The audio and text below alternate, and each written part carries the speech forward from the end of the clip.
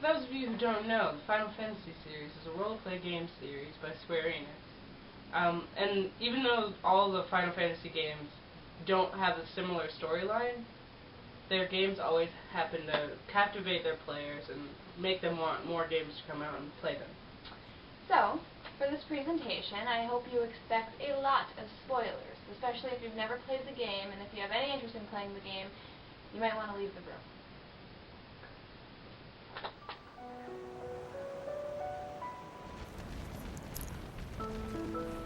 Final Fantasy X centers around a group trying to save the world from a monster being known as Sin. Sin is supposedly punishment for this world's greed and selfishness, and sin will only vanish when all Aspira has atoned for these sins. However, our main character, Titus, is not a part of this world. He is from a city known as Zanarkand, a city that never sleeps. It is very technologically advanced, an Eden-type land that knows nothing of the monster Sin. Yet at the beginning of the game, Titus's Zanarkand is attacked by Sin, and Titus wakes up in the world of Spira. Here he meets Riku, Waka, Lulu, Kamari, and most importantly his love interest, Yuna. The group is on a journey to fight Sin and bring about a calm. Yeah, it's kind of hard for us to follow too. Here's the fun part. Final Fantasy is just like an interactive poem. It's got all the themes that poetry often has, and it shares them and shows them in different ways than poetry does. For example, Robert Frost's poetry puts a lot of emphasis on nature. In the world of Spira, nature is also a very prevalent concept. This is mostly because cities are rare in a land where sin attacks any large gathering of people. Frost also discusses themes of duty. In stopping by woods on a snowy evening, he leaves the woods although he wants to stay because he has promises to keep. In Final Fantasy X, Yuna is consumed by duty. She must continue her pilgrimage to defeat Sin, even if it means sacrificing herself. I will defeat Sin. I must defeat Sin. Hey, what's sacrificed? The Al-Bed said summoners were being sacrificed. That summoners shouldn't have to do a pilgrimage. Why couldn't they trust guardians to protect the summoners? The Al-Bed had no right stopping their pilgrimage. The pilgrimages have to stop. If they don't, and they get to Zanarkand, they might defeat Sin. Uni could... but then she... Uni will die, you know? In the poem Fire and Ice by Robert Frost compares the end of the world to desire and hatred. Some say the world will end in fire, some say in ice. From what I've tasted of desire, I hold with those who favor fire.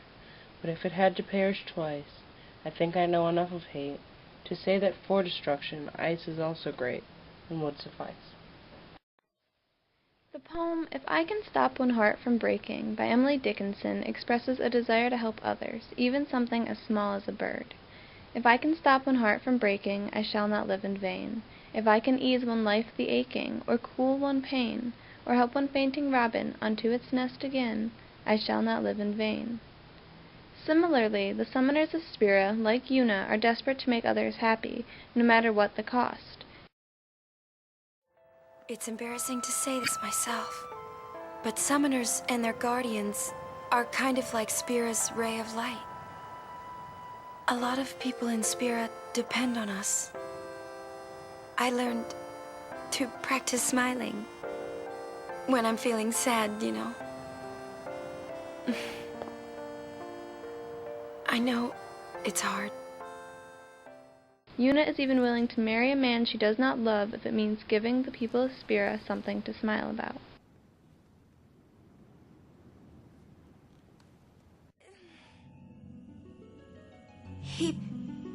He asked me to marry him.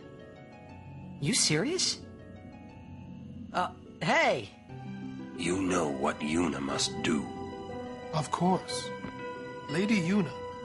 No, all summoners are charged with bringing peace to Spira. But this means more than just defeating Sin. She must ease the suffering of all Spira. She must be a leader for the people.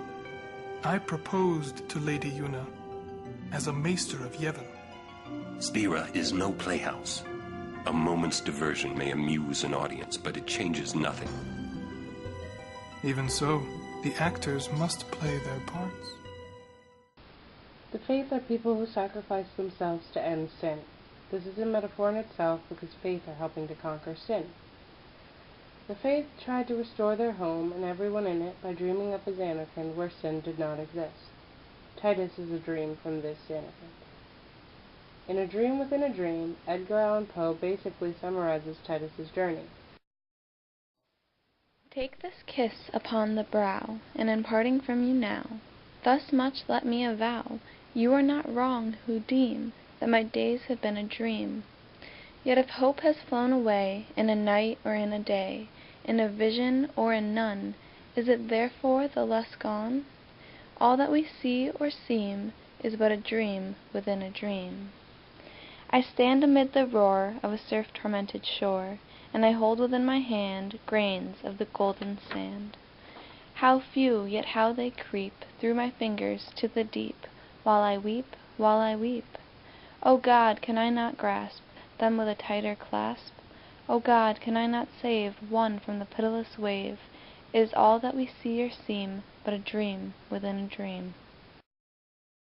Poetry commonly shows themes of love, of loss, of death, of life, of betrayal, of religion, of racism, and of togetherness. All of these themes are evident in Final Fantasy X.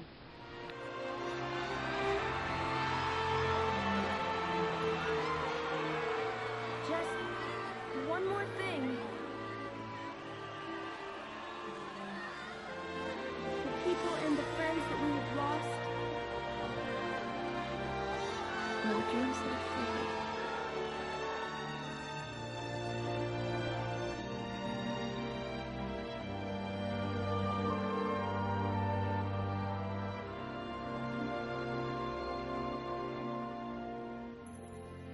Never forget them.